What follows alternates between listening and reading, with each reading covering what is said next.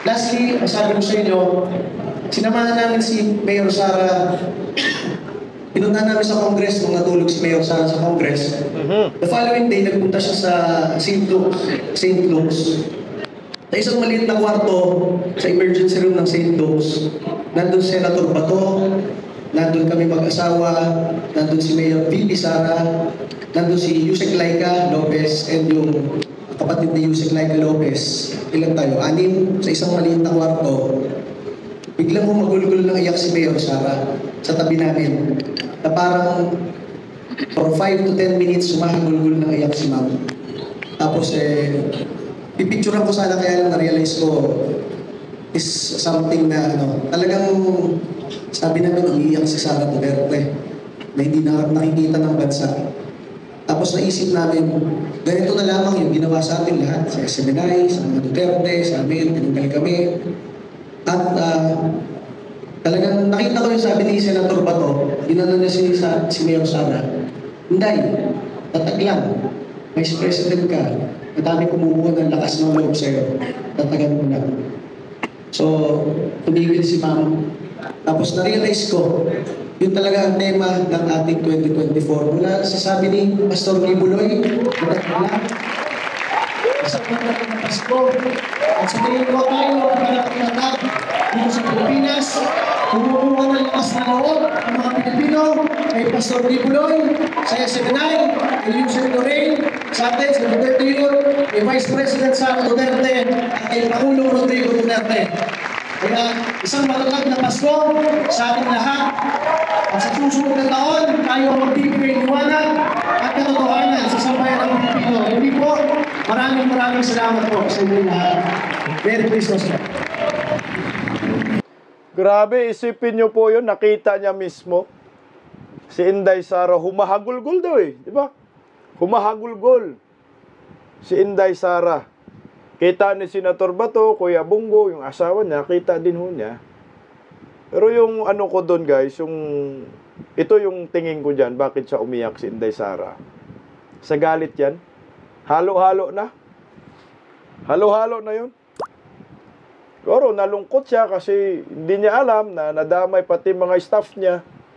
Nalungkot siya dahil itong Marcos admin na kasama niya, sinuportahan niya, kinampanya niya ng libre, tapos ganito ang nangyayari, pangapi sa kanilang pamilya, halo na yun. Humagulgol yun sa sobrang galit. Kaya yung ganyan, pagpapatawad, kaya pala sabi ni Inday Sara, hindi ko kayo mapapatawad. Sa galit talaga, naiyak. Alam mo kasi pag umiyak ka, siyempre pag may pinagdaanan ka ba, oras na hindi mo yan mailalabas, parang mabigat pa rin yung dibdib mo, no? Gusto mong ilabas eh. Meron nga iba, nagbabasag eh. Pero yung pag-iyak ni Inday Sara, galit ho yun. Talagang may paglalagyan sila dito. At yung sabi na ngaba dili magsaba, yung ginawa nila sa mga Duterte, sobra-sobra ho yun. Hindi na ho kasi yan normal na eh. Siguro may kaunting girian lang, hindi pagkaintindihan, hindi pagkaunawaan sa policy, okay siguro yun. Pero yung punto na pati yung mga kakampi, pakulong, kasuhan, may namamatay na nga ho ng mga supporters eh. Si Inday Sara, di ba, mga KOGC. Ikaw ba kaya hindi ka maiyak sa galit? Ipapakulong yung staff mo sa kulungan ng mga kriminal, na walang kaso, maiyak ka talaga. Magagalit ka. Pero anyway, ganito. Pag may kadiliman, meron ding kabutihan. Kung merong gabi, meron ding liwanag. No? Kung merong paghihirap, meron ding meron man kapayapaan. Kung inaapi ka ngayon, sa susunod, hindi ka naapihin. Ang tawag diyang gulong ng palad. Hindi naman yan sila ningag ba? Habang buhay dyan sa kanilang posisyon. Yan si Tambaloslos. No. may liwanag sa dilim. Liwanag sa dilim, ngingiwi, ngingiwi, ngingiwi.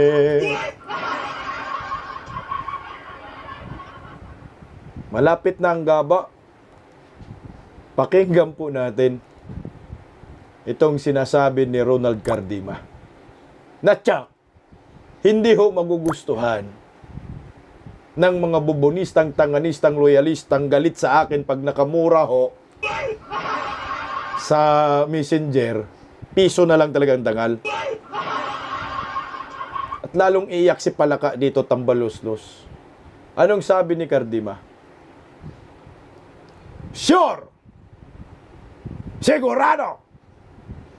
100% ang pagka-presidente ni Vice President Inday Sara Duterte. Ang tanong, kailan? Bukas na ba? Next year na ba? O, patay kayo diha. Pakinggan natin si Ronald Cardima. Sana po, proteksyonan natin ang pangalawang Pangulo, Sara Duterte. Sa batang edad na 46, ibinigay na ng Pilipinas ang kanyang tiwala dito sa batang ito. At sigurado tayo, magiging Pangulo ito ng Pilipinas. Hindi natin alam kung anong taon, pero sigurado ito, magiging Pangulo si Sara Duterte.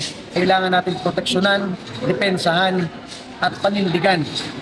Naka! Narinig nyo? Sigurado ito, magiging Pangulo na ng Pilipinas. Hindi natin alam kailan. Gusto ko, sir, bukas na! Nako, Tatay Digong, ito na ba yun? Kailangan natin protektahan si Vice President Inday Sara Duterte. Kailangan ho talaga. Kailangan ho talaga, huwag tayong tumigil sa kadipinsa sa social media laban sa mga buhaya ni Bangag, Tambalos-los. Mga mainstream media na yan ba? Alam nyo po ba? Alam nyo ho ba? Panalo po ang mga political vloggers, mga DDS. Laban sa mga mainstream media. Panalo tayo. Laban sa kanila. Di ba ho, ilang taon na sila kakabanat sa mga Duterte. Ilang taon na rin tayo sa kakadipinsa. Number 1 pa rin si Inday Sara. Kaya panalo ho tayo. Kaya ituloy-tuloy po ang ating pagprotekta. Malaman yung sinabi niya, ha? Maging presidente. Advokasya ng Pangulong Duterte, ng pangalawang Pangulo Sara Duterte. Dahil sila lamang ang pinagkatiwalaan ng taong bayan na nagprotekta sa ating lahat sa mga kriminal at durugista sa bansang ito. Papasalamat po kami sa Duterte Youth Party List. Ako po, Chairman Ronald Cardema. Kasama po ang aking asawa, Congresswoman Cardema. Dahil nandiyan kayo lahat. Wala, ibang nagdedepensa kay Pangulong Duterte. Nag-iisa na lang kami para kaming outcast sa Kongreso. Pero saan kami kumukuha ng lakas ng loob? Walang iba kung hindi sa inyo, mga kasamahang Pilipino, mga kasamahang Duterte supporters, lalo na sa mga vloggers. Dahil kayo lang ang nagpapakita ng katotohanan sa mga nangyayari sa bansang ito. Kaya muli po, mula sa Duterte Youth Party List, kami ay lubos na nagpapasalamat. Sabihin ko sa inyo, napakaraming party list. Bilyon-bilyon yung pondo. Milyon-milyon yung pangkampanya. Yung mga billboard sa expressway, ang lalaki, may pang TV ads and everything. Masabi ko sa inyo, kami po sa Duterte Youth Party List, wala po, nagpapakita lang kami sa TikTok, sa Facebook Live, and sa tulong po ng SMNI at ng mga vloggers. Yun lamang po ang aming kaya. Pero bakit kami naninindigan? Kasi alam namin, ito ang tamang gawin para sa Pilipinas at tamang proteksyonan at depensahan ang Pangulong Rodrigo Duterte, ang Vice President Sara Duterte, dahil sila ang nagparamdam sa atin ng tunay na pagbabago. At si Pangulong Sara Duterte, ilang taon na lang po ang inaantay natin, magiging Pangulo yan. Yan po talaga ang magbabalik ng tunay na pagbabago na inaasam natin lahat. Muli po, maraming salamat. Sir, mukhang hindi naabot, sir, ng isang taon, sir, eh. Sir. Iyak na naman mga bubonistang tanganista. Paano yan? Ay, mga bubonistang tanganista. Sure na daw. Sure naman talaga, lolo nyo. Sure naman talaga maging presidente si Inday Sara. Di lang natin alam kung kailan, baka bukas. Malay natin, mamaya na.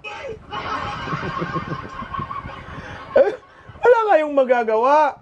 Dahil si Vice President Inday Sara yung pinakamataas na mandato sa kasaysayan ng Republika ng Pilipinas, 32 million eh.